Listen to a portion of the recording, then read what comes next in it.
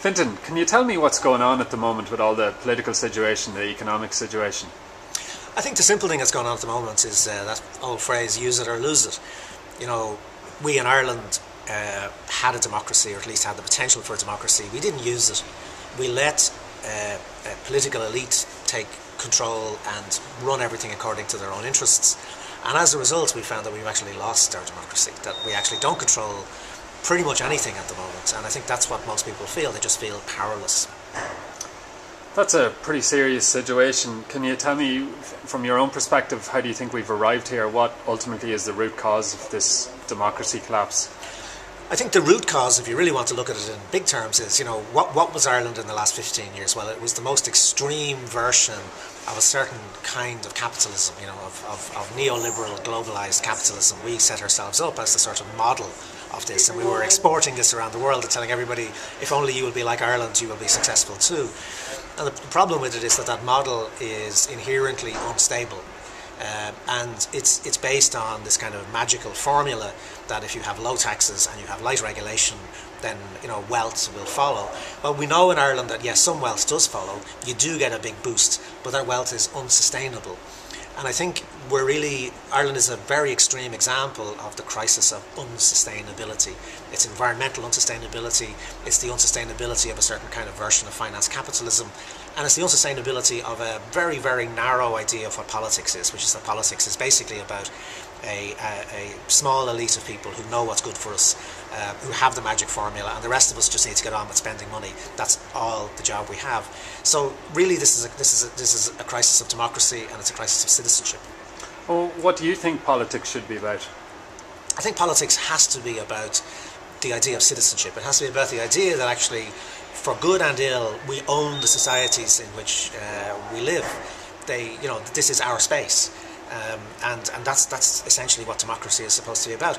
And that means that there are both duties and rights. You know, we have duties to be involved, we have duties to take very seriously what the public realm is, what the public interest is, and we have to recognise that our actions or our inactions, if we do nothing, those things have consequences.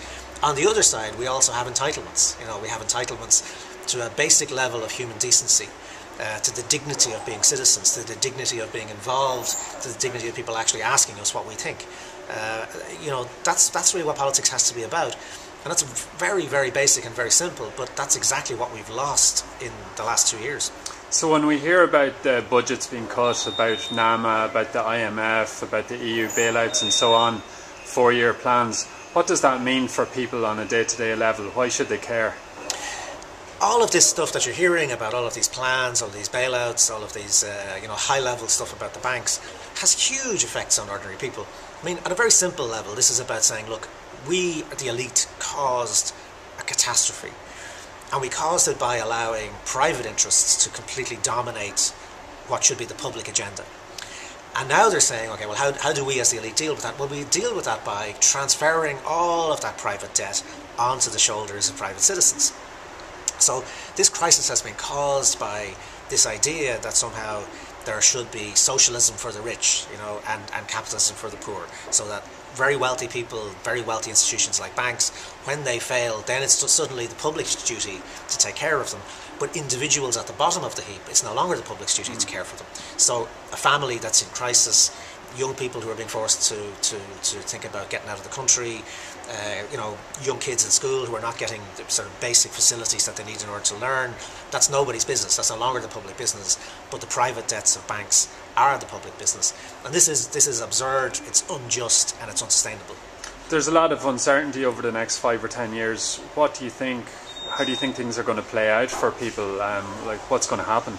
Well, there's really two ways things can go. You know, we've actually had a mapping out of the future coming from governments and coming from the European Union and the IMF, and it's a very, very bleak future that's being offered to people.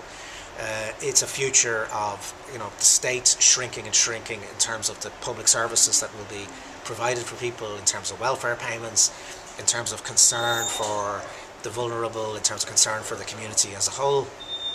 And of course, economically, it's also pretty bleak.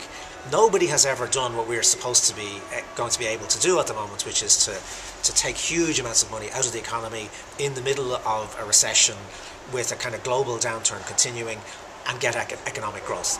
You know, it just doesn't add up. Really, what they're planning for is building in mass unemployment, mass emigration, and an increase in poverty and inequality. And we know those things have consequences. I'm old enough, unfortunately, to remember the 1980s, for example, when we had those kind of phenomena in our society, and they were very, very bitter and very nasty. And they produce things like, for example, where did drugs as a huge phenomenon in Ireland come from? It came from the 1980s, when we had mass unemployment, when we had mass emigration, when we had a sense of despair, when we had a kind of comfort about poverty, that poverty was okay, we should just let it run. So these things have consequences, and those consequences are actually pretty bleak. What that means is that if we don't want this package, if we don't want what's being offered to us as a future, we actually have to collectively invent a different future. And we have to do that by engaging in a really fundamental way with what's being done on our behalf, and actually standing up and saying, no, this is not the future we want.